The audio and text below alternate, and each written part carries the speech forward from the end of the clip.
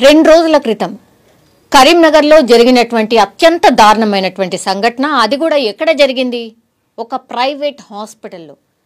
పాపం టైఫాయిడ్ ఫీవర్తోని బాధపడుతూ మొన్న 6వ తారీఖున ఒక ప్రైవేట్ హాస్పిటల్లో ట్రీట్మెంట్ కోసమని జాయిన్ అయింది. అక్కడ టైఫాయిడ్ ఫీవర్ అంటే మనకు తెలుసు కదా, ఆమెకు మరీ హెవీ ఫీవర్ ఉందట. సో ఆమెను తీసుకెళ్ళి హాస్పిటల్లో జాయిన్ చేస్తే అక్కడ ఐసీయూలో పెట్టిండ్రు.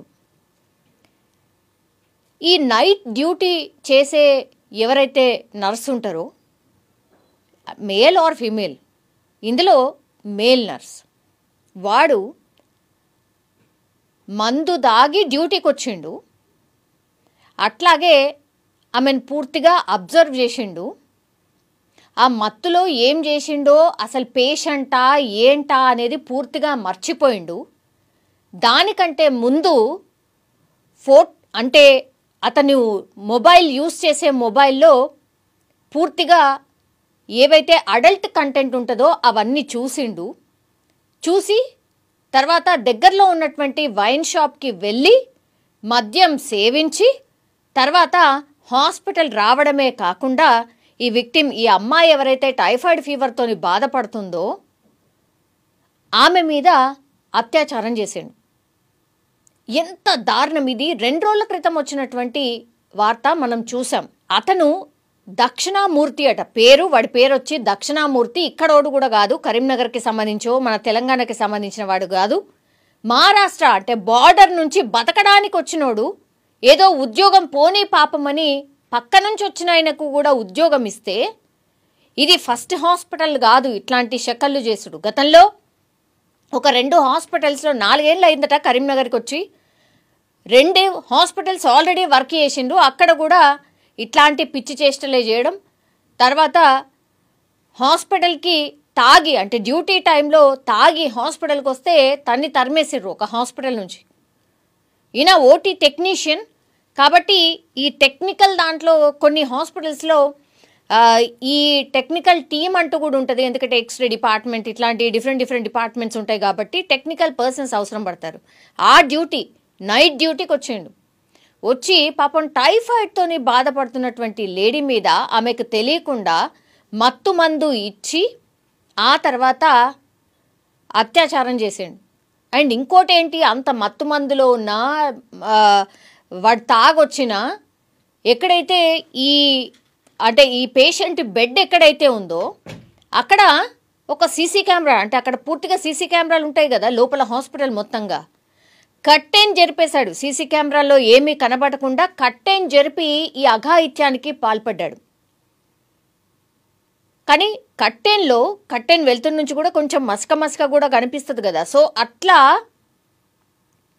ఇప్పుడు ఆ ఎవిడెన్స్లన్నీ కూడా పోలీసులు కలెక్ట్ చేసిండ్రు.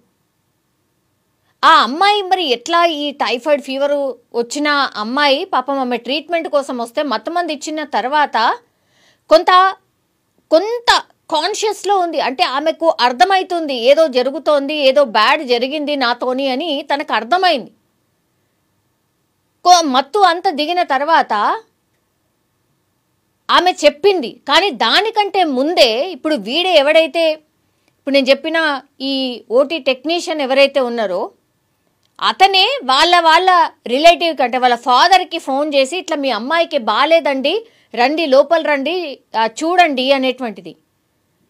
అత్యాచారం చేసిన తర్వాత నిందితుడే వాళ్ళకు ఫోన్ చేసి మీ అమ్మాయికి బాగాలేదు, ఒకసారి రండి లోపలికని పిలిచాడు అని అంటే ఎంత డేర్గా బిహేవ్ చేసిండు. అంటే తెలియదనుకున్నాడు, తెలిసే అవకాశం లేదనుకున్నాడు, అందుకే ఈ అఘాయిత్యానికి పాల్పడిండు. కానీ ఆ యువతి కొంత కాన్షియస్ ఉంది కాబట్టి వాళ్ళ ఫాదర్కి ఆమెనే చెప్పింది, నాదే ఏదో సంథింగ్ జరిగింది, దయచేసి మీరు కంప్లైంట్ చేయండి, ఇది హాస్పిటల్ వాళ్లకు ఇన్ఫార్మ్ చేయండి అనేటువంటిది.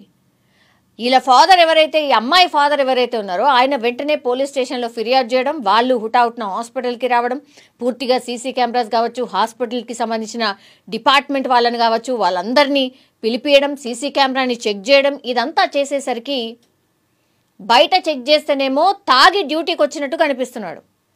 తర్వాత లోపల నేను ఇంతకుముందు చెప్పినట్టుగా కర్టెన్ జరిపేసి సీసీ కెమెరాలో కర్టెన్ జరిపేసి సీసీ కెమెరాలో ఏమీ కనబడకుండా ఉండడానికని ఆ ప్రయత్నం ఒకటి చేసిండు. సో ఇవన్నీ ఎవిడెన్స్లు దొరికాయి కాబట్టి ఇప్పుడు వాడిని తీసుకుపోయి లోపలేసారు. కానీ అమ్మాయికి న్యాయం ఎట్లా? ఒకటి, ఇప్పుడు పెద్ద ఎత్తున ఆందోళన జరుగుతుంది బయట, అక్కడ ఆ ప్రైవేట్ హాస్పిటల్ బయట, దీపికా హాస్పిటల్ కరీంనగర్. సో అక్కడ బయట ఆందోళన చేస్తున్నారు. పేషెంట్ హాస్పిటల్లో ట్రీట్మెంట్ కోసం వస్తే అసలు ఇదేంది, ఇంత ఘోరాలేంది, అసలు ఏం చేస్తుంది హాస్పిటల్ వ్యవస్థ, ఏం చేస్తుంది, పేషెంట్ దగ్గర ఏమవుతుందో తెలియకుండా గమనించుకోకుండా అంత భయంకరంగా ఎట్లున్నారు, అసలు వీడి చరిత్ర ఏంది, ఇట్లాంటి వాళ్ళని మీరు ఎట్లా పెట్టుకుంటారు? గతంలో వేరే హాస్పిటల్లో పనిచేస్తూ ఆయనని గెంటేసిన వాడిని ఎట్లా పెట్టుకుంటారు మీరు? ఆయన బిహేవియరే సరిగ్గా లేదు అని తెలిసినా సరే మీరు ఎట్లా పెట్టుకుంటారు? ఇప్పుడు ఏంటి మా బిడ్డ పరిస్థితి ఏంటి అని వాళ్ళ తల్లిదండ్రులు. అట్లాగే హాస్పిటల్కి వచ్చేది చాలా ఫ్రీక్వెంట్గా పేషెంట్లు వచ్చిపోయే హాస్పిటల్ అది. అంటే మనకేదన్నా వస్తే ఆ రోగాన్ని ట్రీట్మెంట్ చేసుకొని వెళ్ళిపోయేటటువంటి హాస్పిటల్లోనే ఇట్లాంటి అఘాయిత్యాలు జరిగితే ఇంకా సేఫ్టీ ఎక్కడా, సేఫ్ ఎక్కడా? ఆడపిల్లలు అసలు ఇక ఎట్లా బతకాలి అనేది పెద్ద క్వశ్చన్ మార్క్గా మారిపోయినటువంటి పరిస్థితి.